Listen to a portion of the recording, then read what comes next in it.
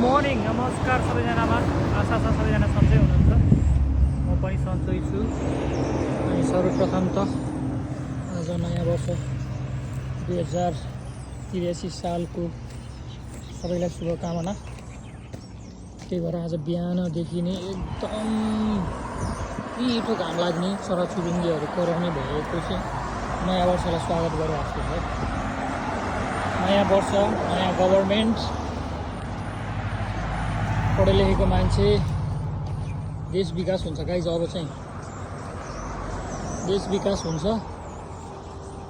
पहिलाको नेताहरूसँग राजनीतिक स्टार्ट गरेपछि धन सम्पत्ति धेरै हुन्थ्यो।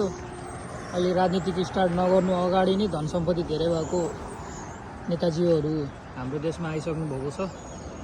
सो त्यो कारणले गर्दाखेरि अब चाहिँ देशले नेता जस्तै जनताहरू पनि धनी हुन्छ भन्ने ठुलो आशा राखेका छौँ हामीले।